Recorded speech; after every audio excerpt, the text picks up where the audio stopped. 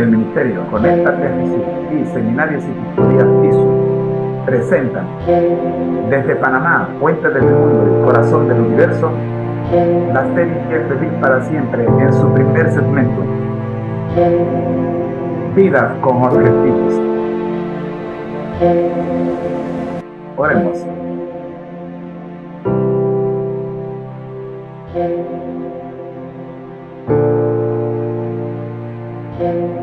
Padre nuestro que estás en los cielos, santificado sea tu nombre. Gracias, Señor, porque estamos vivos. Gracias por todas las bendiciones que tenemos. Gracias por todas las pruebas que hemos pasado, por las que hemos sido derrotados y por las que hemos sido vencedores. Gracias, Dios. Oramos por los privados de libertad, para que tengan la certeza y la seguridad de que su fe en Dios les hará vencedores. Oramos, buen Dios, por las familias, para que en cada hogar reine el Espíritu Santo. Oramos por los que están enfermos, para que escuchemos.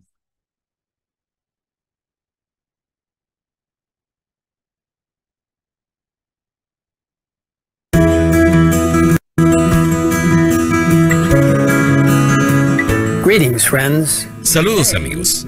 Hoy hablaremos de una persona muy importante que es invisible y, sin embargo, muy real.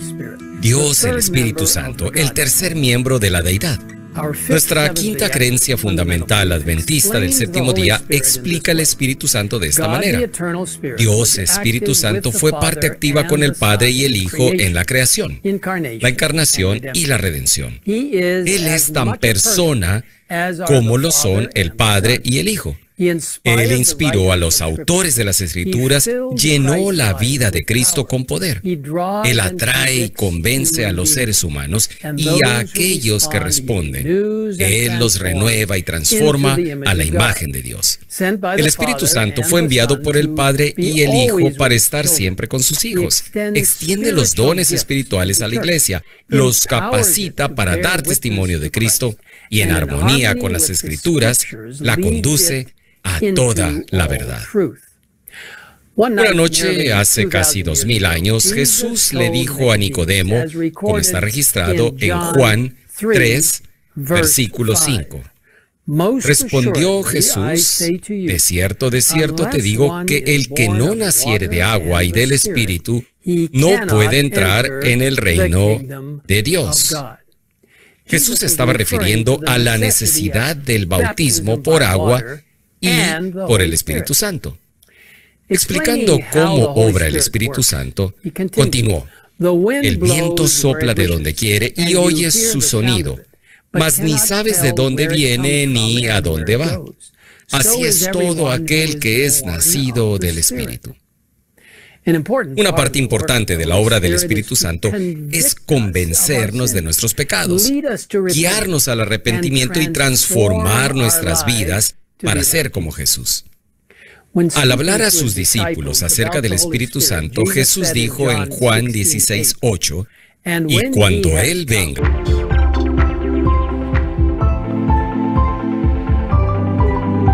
El Ministerio Conéctate a Jesús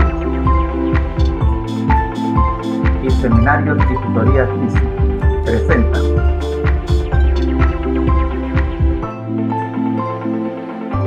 la serie Feliz para Siempre, desde Panamá, Puente del Mundo y tu corazón.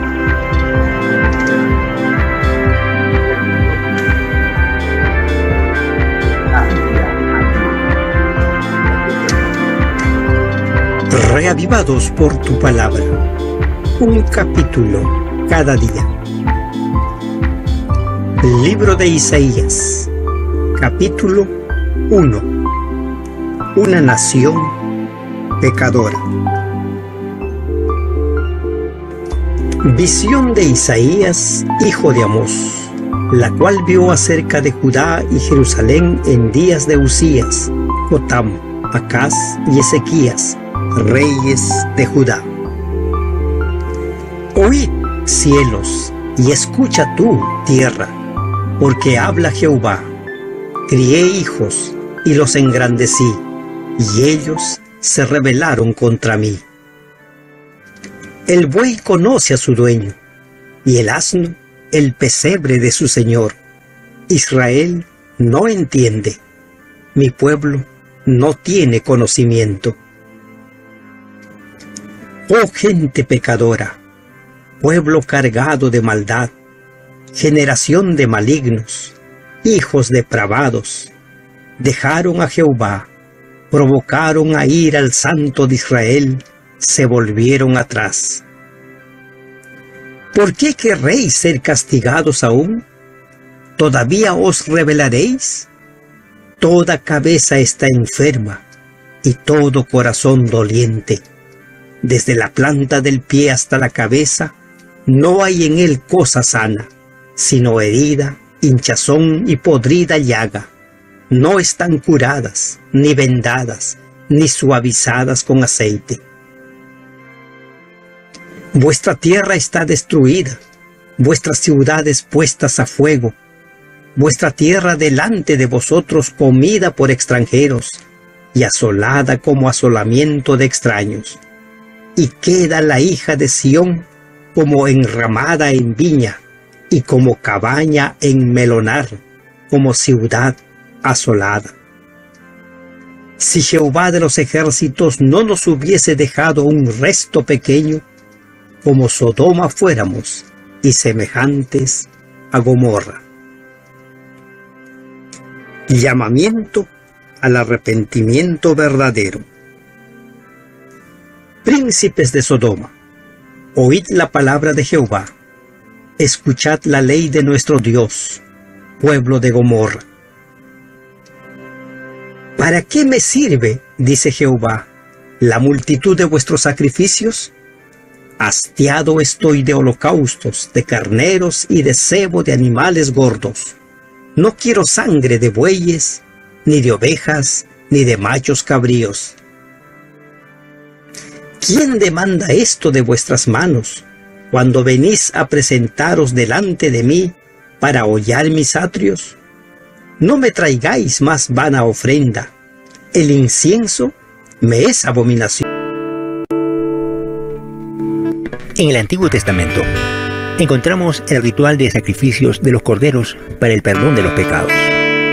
El lugar escogido para tal ceremonia era el templo, y las personas escogidas para tal servicio eran los sacerdotes.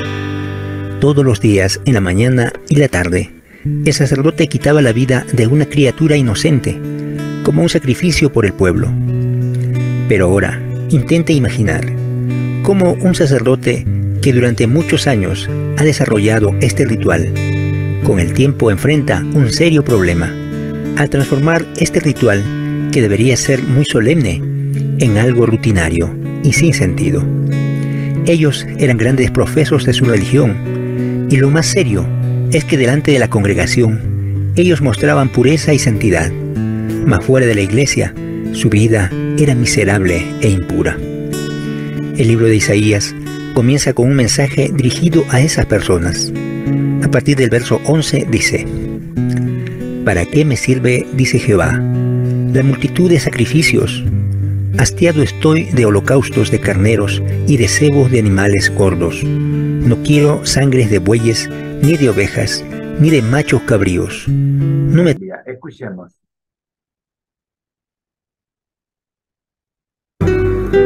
Hoy hemos iniciado la lectura del libro de Isaías.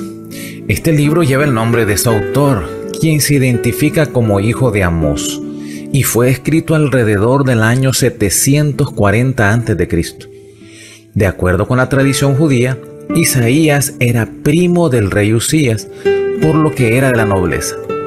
Isaías inició su ministerio profético en Judá desde el año que murió el rey Usías y se extendió en los reinados de Jotam, Acaz y Ezequías.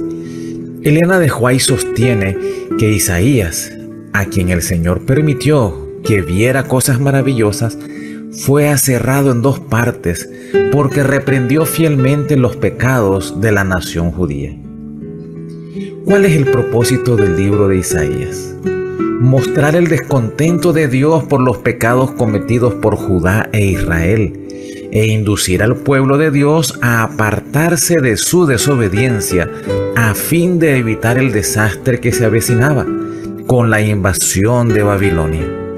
Además, el libro está lleno de promesas de restauración y redención, de la venida del Mesías, de la salvación de todas las naciones y del triunfo de los planes de Dios pese a la conducta irresponsable de su pueblo.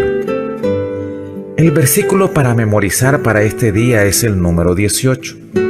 Vengan, pongamos las cosas en claro, dice el Señor.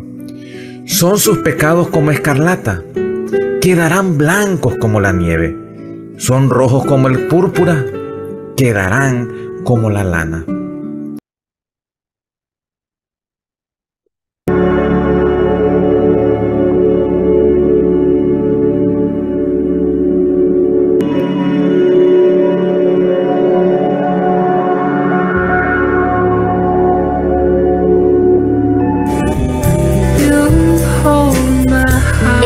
Conéctate a Jesús y Seminarios Virtuales TISU presenta, desde Panamá, Puente del Mundo y Corazón del Universo, el análisis del libro, notas sobre el libro de Isaías, datos importantes y objetivos. Datos importantes. Autor, el profeta Isaías. Periodo histórico. Isaías vivió en el siglo VIII a.C., durante los reinados de varios reyes de Judá. Género literario, profético. Contexto histórico. Isaías profetizó en un periodo crítico de la historia de Judá, durante amenazas de invasiones asirias. Temas principales: juicio y redención, llamado al arrepentimiento, promesas mesiánicas. Objetivos del libro de Isaías. Llamado al arrepentimiento. Isaías insta a Judá al arrepentimiento y retorno a Dios para evitar la inminente destrucción.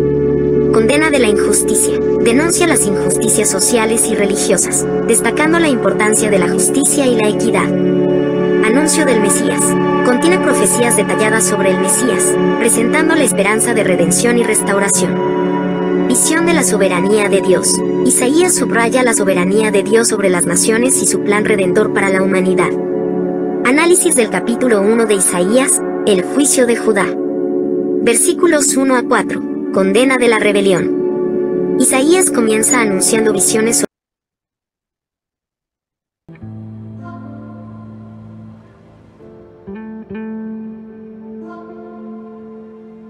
el ministerio Conéctate a Jesús y Seminarios y Tutorías TISU presentan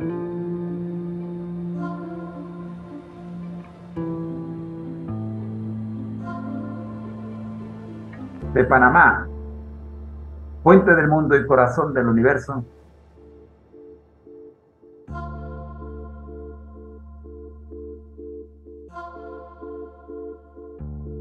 la serie Feliz para Siempre, en su tercer segmento,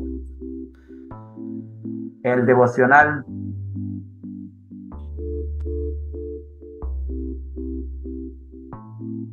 Reflejemos a Jesús.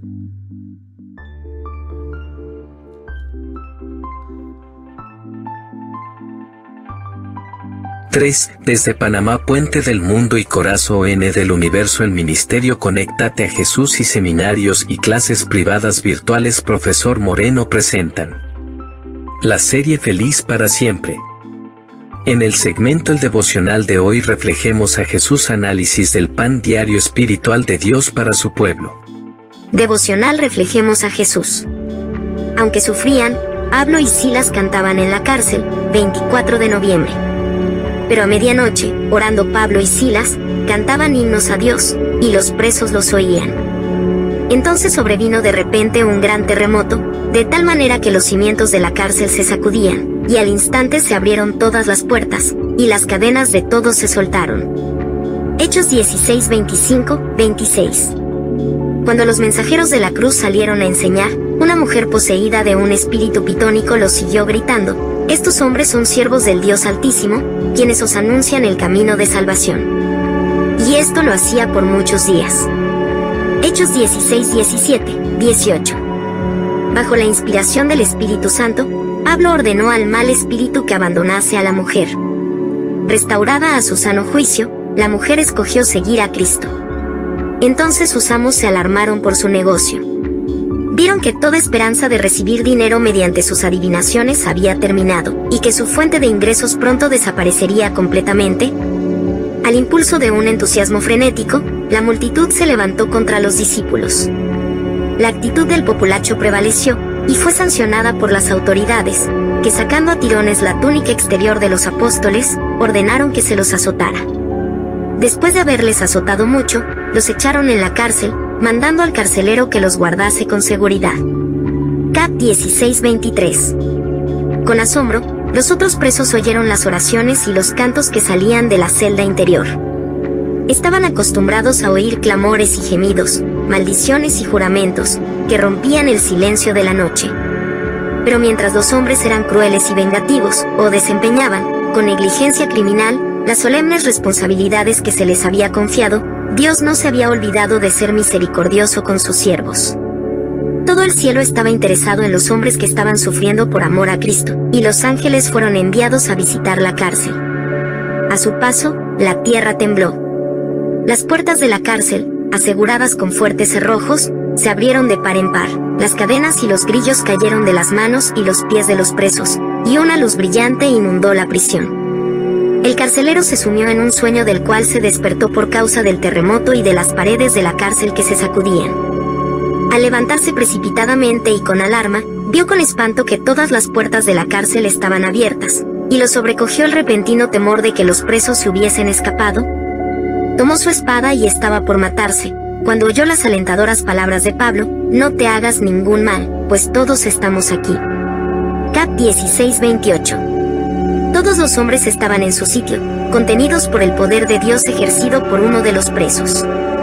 El carcelero dejó caer su espada y, sacándolos al patio, les preguntó: señores, ¿qué debo hacer para ser salvo? Cap 16:30. Los Hechos de los Apóstoles, 174 a 178.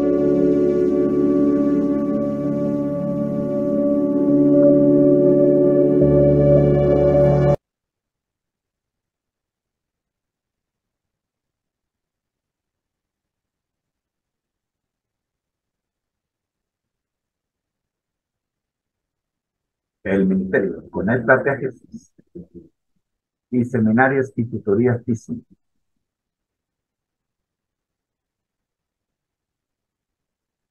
presentan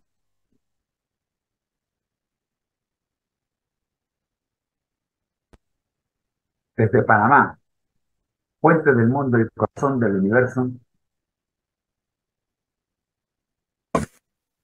4. Desde Panamá, puente del mundo y corazón. La serie Feliz para Siempre en su cuarto segmento. Escuchemos.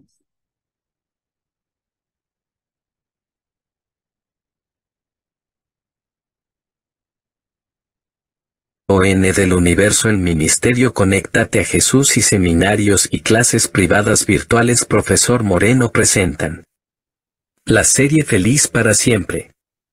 En el segmento La Escuela Sabática para Nuevos Creyentes y nuestra historia como Iglesia Adventista del Séptimo Día, porque un bebé espiritual debe ingerir leche materna espiritual. Los Hechos de los Apóstoles. Página 18, capítulo 2, la preparación de los 12.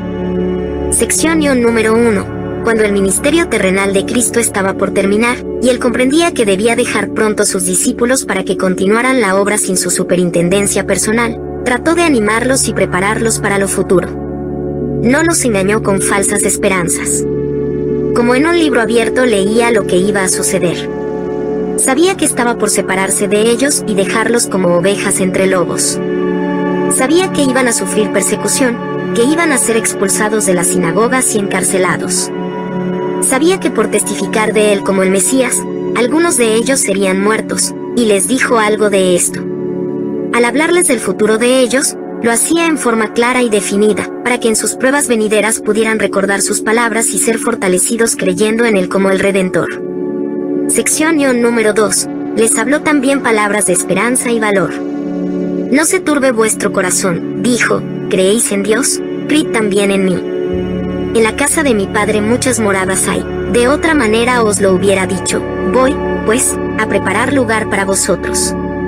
Y si me fuere, y os aparejare lugar, vendré otra vez, y os tomaré a mí mismo, para que donde yo estoy, vosotros también estéis.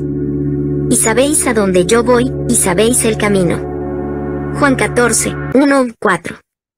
Por amor a vosotros he venido al mundo, por vosotros he trabajado. Cuando me vaya, todavía trabajaré fervientemente por vosotros. Vine al mundo para revelarme a vosotros, para que pudierais creer. Voy a mi Padre y a vuestro Padre para cooperar con Él en favor vuestro. Sección 3. De cierto os digo, el que en mí cree, las obras que yo hago también Él las hará, y mayores que éstas hará, porque yo voy al Padre.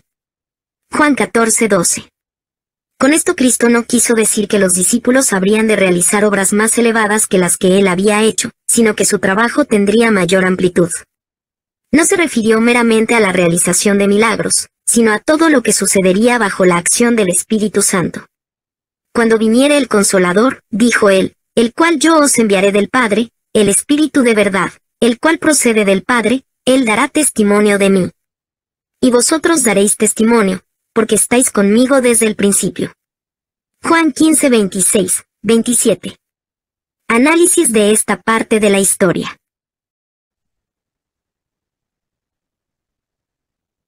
Jesús alimenta a 5,000. Los apóstoles se reunieron con Jesús y le contaron todo lo que habían hecho y lo que habían enseñado. Él les dijo, venid vosotros aparte a un lugar desierto y descansad un poco, porque eran muchos los que iban y venían, y ni siquiera tenían oportunidad para comer. Y se fueron solos a la barca a un lugar desierto.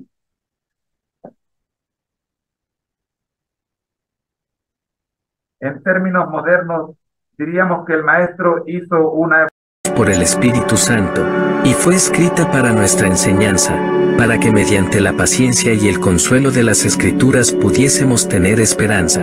No puedo menos que considerar que la porción cronológica de la Biblia es una porción de la palabra de Dios, y tiene tanto derecho a nuestra seria consideración como cualquier otra porción de las Escrituras. Por lo tanto, creo que al tratar de comprender lo que Dios, en su misericordia, consideró oportuno revelarnos, yo no tenía derecho a pasar por alto los periodos proféticos. Vi que como los eventos predichos que tendrían cumplimiento en días proféticos habían sido extendidos durante la misma cantidad de años literales, como Dios había designado un día por un año en Números 14:34 y Ezequiel 4:4-6, solo podría considerar que el tiempo es simbólico y que un día representa un año. De acuerdo con las opiniones de todos, con facultades intelectuales desarrolladas, cultivan sus talentos con fervor perseverante,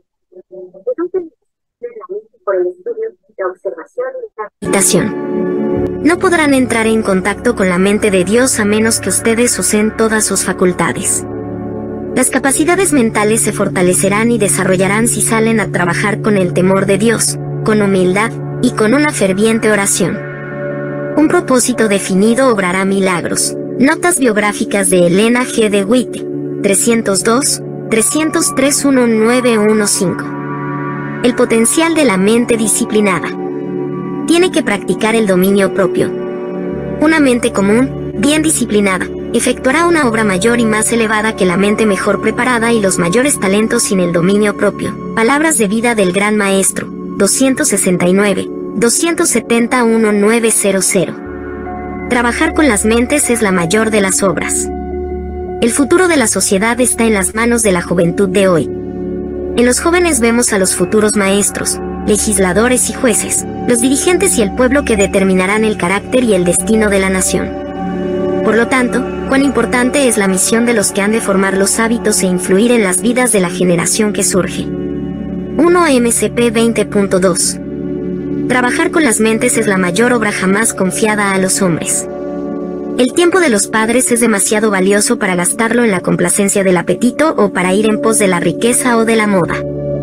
Dios ha colocado en sus manos a la preciosa juventud no solo para que se la capacite para ocupar un lugar de utilidad en esta vida, sino para que sea preparada para las cortes celestiales. La temperancia. 241.886. La utilidad del maestro depende de la disciplina de su mente. La utilidad del maestro no depende tanto de su caudal de conocimientos como del nivel que se propone alcanzar. El verdadero maestro no se contenta con pensamientos indefinidos, una mente indolente o una memoria inactiva. Trata constantemente de progresar y aplicar mejores métodos. Su vida es de continuo desarrollo. En la obra de semejante maestro hay testimonios acerca de conducta sexual, adulterio y divorcio. Recompilación de los escritos de Elena G. Prefacio. No fue la intención de los compiladores que este libro tuviera una circulación general, sino que fuera de beneficio para los administradores y ministros que tienen que ver con manifestaciones de conducta cuestionables e inmorales. Muchas de las cartas que se presentan en este volumen fueron dirigidas a ministros que cometieron errores. Dado que Elena sostuvo una profusa correspondencia con ministros y otros obreros evangélicos, esto no debería ser una sorpresa. No obstante, a pesar de las faltas y pecados de aquellos a quienes escribió, Elena mantuvo siempre una gran confianza en el ministerio de la Iglesia Adventista del Séptimo Día. A la edad de 85 años envió 2 mensajes para que fueran leídos en ocasión del Congreso de la Asociación General celebrado en 1913. En el primero aseguró a los delegados presentes: si bien es cierto que aún experimento una ansiedad muy intensa debido a la actitud que algunos están adoptando respecto de medidas importantes relacionadas con el desarrollo de la causa de Dios en el mundo, tengo una poderosa fe en los obreros de todo el campo, y creo que al reunirse y al humillarse delante del Señor, y reconsagrarse a su servicio, serán capacitados para hacer su voluntad. Mensaje. El ministerio Conéctate a Jesús y Seminarios Historias Kissy presentan el tema número 6, Mi Salud Integral, de la serie Feliz para Siempre. Escuchen. Gracias, Señor, le damos por permitirnos en esta hora estudiar consejos sobre el régimen alimenticio. Oramos, buen Dios, para que podamos poner en práctica todos los... La enfermedad a aquellos que no se cuidan a sí mismos, sino que están continuamente violando las leyes de la salud y que no hacen ningún esfuerzo para prevenir la enfermedad.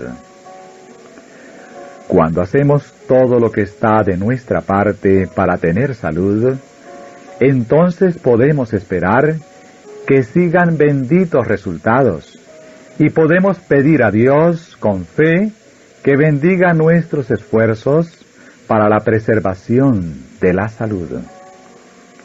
Él entonces contestará nuestra oración, si su nombre puede ser glorificado con ello. Pero entiendan, todos, que tienen una obra que hacer. Dios no obrará de una manera milagrosa para preservar la salud de personas que están siguiendo una conducta que los lleva con seguridad a la enfermedad, por su descuido y falta de atención de las leyes de la salud. Los que gratifiquen su apetito y entonces sufran por su intemperancia y tomen drogas para aliviarse, pueden estar seguros de que Dios no intervendrá para salvar la salud y la vida que se puso en peligro en forma tan temeraria. La causa ha producido su efecto. Muchos, como último recurso, siguen las instrucciones de la palabra de Dios y solicitan las oraciones de los ancianos de la Iglesia para la restauración de su salud. Sábado, señalando siempre hacia el que lo creó todo, manda a los hombres que abran el gran libro de la naturaleza y escudriñen allí la sabiduría, el poder y el amor del Creador. Nuestros primeros padres A pesar de que fueron creados inocentes y santos, no fueron colocados fuera del alcance del pecado. Dios los hizo entes morales libres, capaces de apreciar y comprender la sabiduría y benevolencia de su carácter y la justicia de sus exigencias, y les dejó plena libertad para prestarle o negarle obediencia. Debían gozar de la comunión de Dios y de los santos ángeles, pero antes de darle seguridad eterna, era menester que su lealtad se pusiese a prueba. En el mismo principio de la existencia del hombre se le puso freno al egoísmo, la pasión fatal que motivó la caída de Satanás. El árbol del conocimiento, que estaba cerca del árbol de la vida, en el centro del huerto, había de probar la obediencia, la fe y el amor de nuestros primeros padres. Aunque se les permitía comer libremente del fruto de todo otro árbol del huerto, se les prohibía comer de éste so pena de muerte. También iban a estar expuestos a las tentaciones de Satanás, pero si soportaban con éxito la prueba, serían colocados finalmente fuera del alcance de su poder, para gozar del perpetuo favor de Dios. Dios puso al hombre bajo una ley, como condición indispensable para su propia existencia. Era súbdito del gobierno divino y no puede existir gobierno sin ley. Dios pudo haber creado al hombre incapaz de violar su ley, pudo haber detenido la mano de Adán para que no tocara el fruto prohibido, pero en ese caso el hombre hubiese sido no un ente moral libre, sino un mero autómata. Sin libre albedrío, su obediencia no habría sido voluntaria sino forzada. No habría sido posible el desarrollo de su carácter. Semejante procedimiento habría sido contrario al plan que Dios seguía en su relación con los habitantes de los otros mundos. Hubiese sido indigno del hombre como ser inteligente y hubiese dado base a las acusaciones de Satanás de que el gobierno de Dios era arbitrario.